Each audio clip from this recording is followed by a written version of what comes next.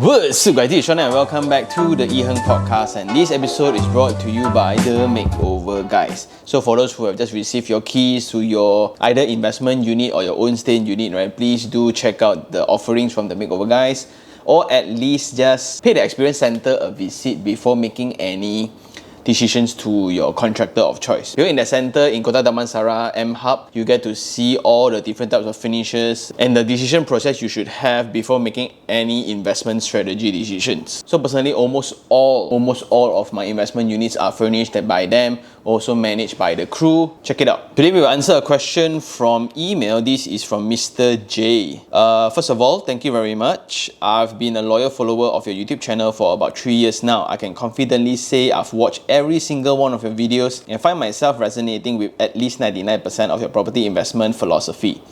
Your content is incredibly insightful and has been a huge help in shaping the way I look at property investing. I truly admire your journey, from selecting properties, securing the deals, handling renovations, renting them out, and even future-proofing your investments. You've generously shared so much knowledge for free, and I genuinely appreciate that. Thank you again. Just to briefly introduce myself, I'm currently 26, based in Kota Kinabalu. Hey! Self-employed and earning a net monthly income of about 10,000. I've been surrounded by property investors since I was 18, and I've always had the passion to get into the game myself. A few years back, I've had an opportunity to buy a commercial unit via bulk purchase for 411,000 with discounts and rebates.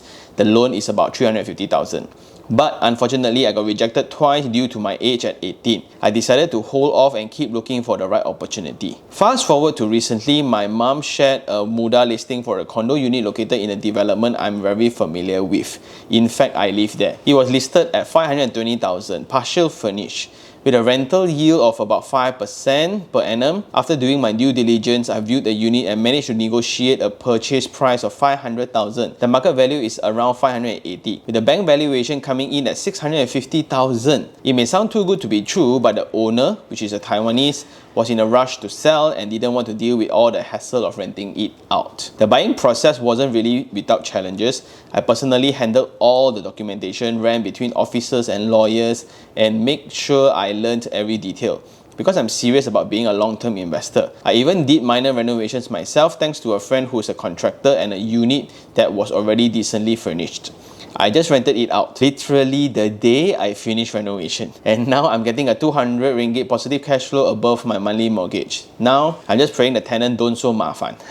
This message is really just to express my gratitude to you, iherng. Your content played a big part in this journey and I wanted to let you know. Received. Oh, and before I forget, I do have one question. My current tenant is financially stable and is considering paying rent every 6 months in advance. 12,600 each time for 2 years, which means 4 payments of 6 months rent. Would receiving rent this way have any impact on my income assessment or loan eligibility when applying for my second property? Since I won't be receiving monthly, I wonder how that will affect things from a bank perspective. Thank you once again, and if you're ever in KK, I'll be more happy to bring you around for some good food. Don't doubt, I did use ChatGPT to help me rephrase. Warm regards, Mr. J. Well, Mr. J, thank you very much for the email. Thank you very much for the expression of appreciation. I really appreciate it. And these are the reasons why I am still going lah, right? A lot of people will still always challenge the idea of property investment, the way of leveraging other people's money, other people's knowledge, just to build our own wealth, right? It's not really everybody's cup of tea. And it shouldn't be. It's really for those who choose to adopt that long-term perspective, and I think you are that perfect specimen. Anyway, okay, thank you very much, but let's point out the few things that you did right so everyone who is new to this property investment world, right, can pick it up. So I think the first thing, number one, what you did right is you watch my channel. Okay, that being said, it sounds so weird, but the truth in that is, besides our parents, right, besides the adults that we have surrounding us when we are growing up, right, nobody else will be talking to you about investing. Not only just property investing, like how do you plan for the future? Because the primary money management skill sets that most Asians have is, number one, to save.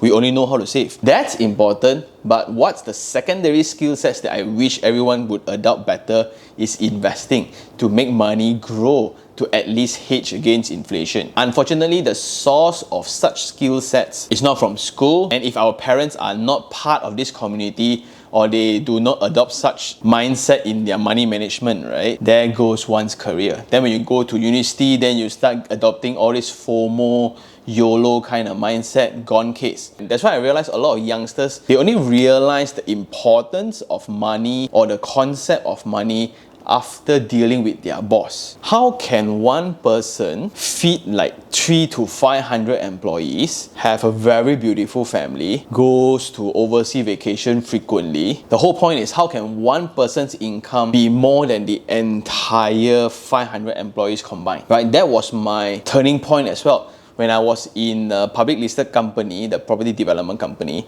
how can one old man, right? One old man who is the Tan Sri, right? How can one old man have more wealth than the entire company combined? There must be something that he is doing that we are not. Well, the answer is not everyone can build businesses, can build conglomerate, can build business empires, right?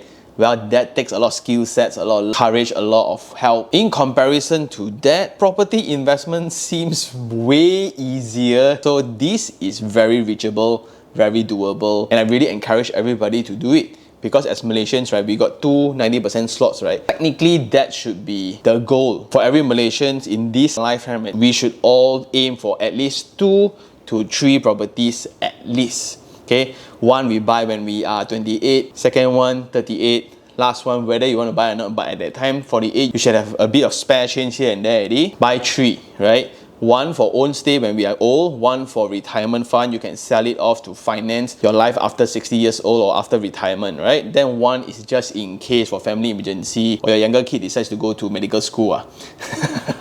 Now school fees for dentistry is already $1 million. Wow, no joke. Then the second thing to point out is you are exposed to such knowledge since 18 because you are surrounded by property investors. This is pretty similar to my experience when I got in touch with my aunt, who is a property investor, and that seems to be the main difference among my peers. During our family gatherings on the table, my uncle, my mom and my aunt will be talking about which company to invest in from a stock perspective, how to maximize FD, like which bank is providing the highest FD rates, then which property should buy, how do you pick, what's the latest development, and I was just at the table eating my chicken rice like as usual, right? By being exposed to all this lingo, need not 100%, need not 80%, maybe just 50% of it, right, already triggered a lot of things like, how does one pay for space? Space got value one, and the temporary use of space got value one. And the ultimate breakthrough in understanding is when I came out to university and I need to rent a room to live in. So I was sharing a master bedroom with 4 other guys, right? Because 1 month I pay about 120 ringgit in Stapa only. Suddenly, hey, like 120 ringgit for 1 bed. Then per room is 500 share among 4. Then this condo got 4 rooms. Wow, 2,000. The owner bought this how much only? Again, back to the first point, right? Nobody will detail everything like that to you unless it's beneficial to them, aka cost lah. And that is when I really understand. However, it also takes a different mind to understand this or to generate an interest to this. Because for my other cousins who are on the same table with me, right, not all got it too. Only then I understand money management, investing, right? It's not really everyone's cup of tea. Right? Some people get it, some people don't. But for those who get it, like for the fact that you are watching this channel and you adopted all the strategies applied throughout your investment journey, right? Solid and don't stop. Only reminder here then, Mr. J, is to protect that mind because everyone else will tell you otherwise. That's my struggle, and I didn't know it was a struggle because when I start to invest in stock, so many people stop me. Everybody will always tell you the downside of things, it's not going to happen, it's not the norm.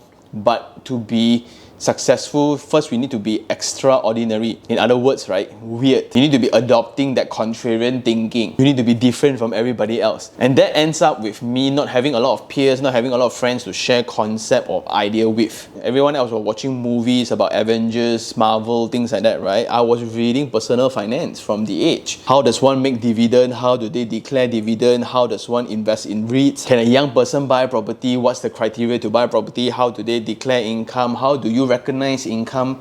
All this kind of thing comes very naturally. So at a young age like you, Mr. J, right? The fact that you are having a very good head start, congratulations. But don't go around and glorify yourself.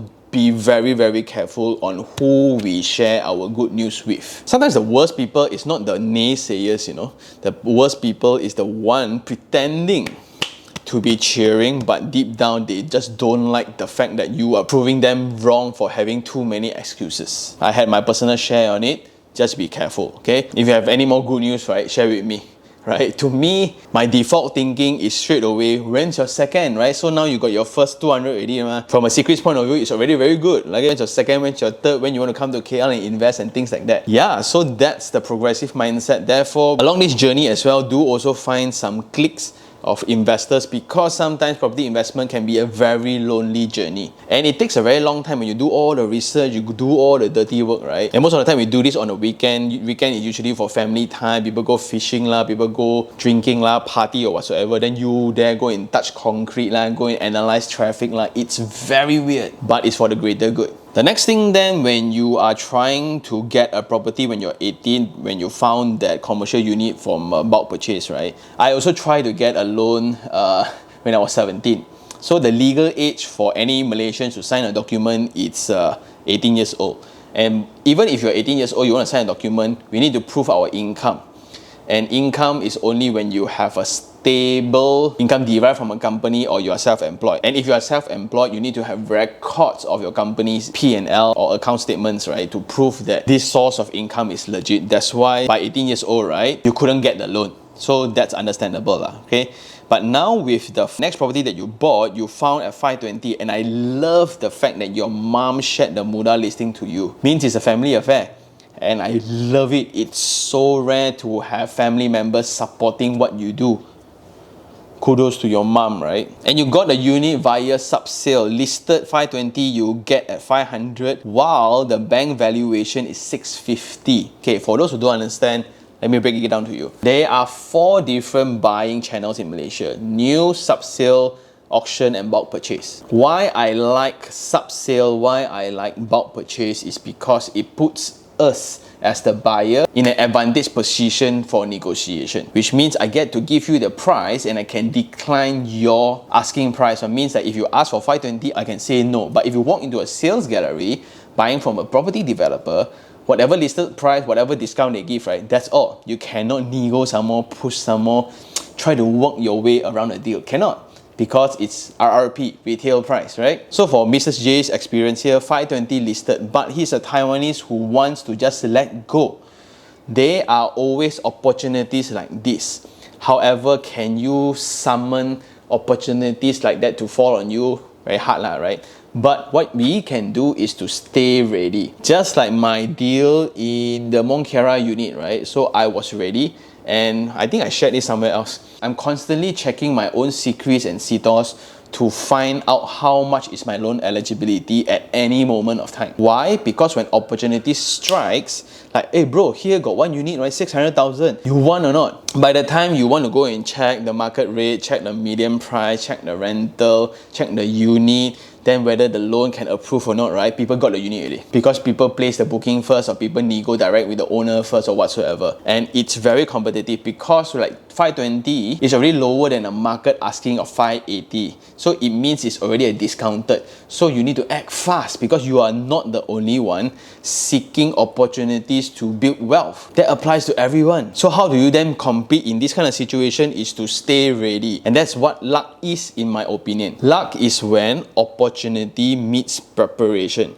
Opportunities, we cannot do anything, man, right? God, don't have lah, right? But the preparation part is the work that we need to do constantly. And it happened to the condo that Mr. J is living. You know the project inside out, you know the good and bad things of it, you already have an advantage. So now when opportunity hits and you still get to lowball, you said to get to lowball and niggle with the owner. And that's what I really love in this part of the email. You ask at least, right? So whenever like lawyers give you a rate, right? Just ask lah, hey, is this the best rate? Or for loan, right? Is this the best interest? Hey, is this the best you can do? Just ask only, not necessarily, you be rude about it, right? You never ask, never know, lor. And this is then the part where everyone else, right, including the comment section, including all the social media outlets, right, all complaining about how developers are making too much money, how the market is terrible with all the uncertainty in the market lah, tariff lah, whatever lah, right? Mr. J here just proved that the day he finished his renovation is rented out for positive 200 already. So that's the fear I have for everyone else who's new to this, doing their research online. Because online, everybody will only share bad news because it gets more likes, more shares. If you say that how successful you are as an investor, everybody will ask you to prove it, ask you to show, hey, show lah, how's your tenancy agreement? Like the one that I just rented out for 5,003, hey, prove to us lah, show us your tenancy agreement. But when I lose money, do I need to show how much I lost? So now the challenge is, besides bridging that information gap, the thing that I'm doing right now, I am very concerned about the misinformation out there as well. Or everyone tells you, market bad, market bad, market bad, market bad, right? But listening is one thing, watching what they do is another skill sets that we should have. Everybody say property expensive, cannot buy, right? But when they change to their new EV, all don't need to think one. Back to the renovation, right? I like that Mr. J here does everything himself, because property investment from a subsale point of view is the most challenging process, because there's no dedicated sales staff to process for you. There's no in-house lawyer, in-house valuer, in-house banker to kind of facilitate the deal like you get from a property developer. And that's the main difference also. Like a lot of people would say that, hey, you know why aren't you promoting more developer deals? Because you got zero down. The point of property is never to have zero down, but it's to have a money-making property, right? And when everybody who now don't have sufficient income to pay for the down payment, the only way to secure a property is via credit, which is to buy directly from a developer and you get 10% from it, then you got zero down, then you can tell the whole world that you own a property. If you got no money, that's the only solution to it. But if you got money saved up, right, like Mr. J here, subsale is one of my most preferred way. And why is that? Like now we compare subsale and new, right? Subsale now, like for him, he secured the deal in maybe like 6 months time after the SPA, and after you finish up renovation in a month or two, you rent it out. In another 6 months time, with this extra income, you can already qualify for your next property already. And you do all this with absolute certainty, which means you know what's the market price, you know what's the market valuation, you know what's the rental strategy, who is behind it, what's the view like, what's the condition of the facility, what's the condition of the unit, what's the pros and cons, your own 3-on-3, right? Compared to a new project that you just made decision based on how the scale model look like. You have absolutely zero idea about how the swimming pool is going to be, how the gym is going to look like, anything lah. So technically buying new property is very, very risky. But how do we then control that is by reputation of the developer. But that reputation then comes with the price. That's why new properties launched by reputable property developers, they will have a premium to it. That's to curb the uncertainty part of it. So ultimately, buying subsale will definitely have an advantage to new, because you'll require 18% of the total amount, which is like here, 500,000, you need to prepare like maybe 80 to 90,000 just to gain ownership of it. However, Mr. J here, you can curb that by playing with the valuation, because bank valuation is 650. And if you can agree with the owner on selling at 650, what you can do is you get 90% off 650, which is 9654, which is more than the agreed selling price. So the 500,000, dear owner, this is 500,000, you have extra to play about for your renovation, legal fees and etc. And after that, you still get positive cash flow from it, right? So you can still play about, craft the deal properly, get the right lawyer to help you, get the right assistant to help you. So all I'm saying is that it's not so much about the market, because in my opinion, any time is a good time to buy property or sell property, right? But what's more important is what's your entry price and your skill sets around the asset. Because the weirdest thing is, for anybody else who invests in crypto or invests in stocks, right? When that one person makes money while they don't, they will say that, oh, his skill sets as an investor is superb. But when it comes to property, suddenly everybody has that default mindset in everybody will make money. To me, that's not the case. And here proves the theory as well. So the owner who sells this property to Mr. J, I doubt he made any money lah. But for Mr. J then, because of his skill sets and circumstances, now he's in an advantage position to make more. And last of all, going into the question, right? So now the tenant is financially stable and he's considering paying rent every 6 months instead of every single month. To me, I will not accept that. And the main reason for that is banks don't recognize it. Because when you provide your bank statement, when you want to prove your rental income, right, they will look at month by month. And the fact is this, inconsistent rent also will affect the valuation. Means if let's say we agree on a 3,000 rent every month, then suddenly when there are things spoil in the house, right, you just tell the tenant, hey, you're going to fix it yourself, then you offset from the rent, right? That's a very standard practice.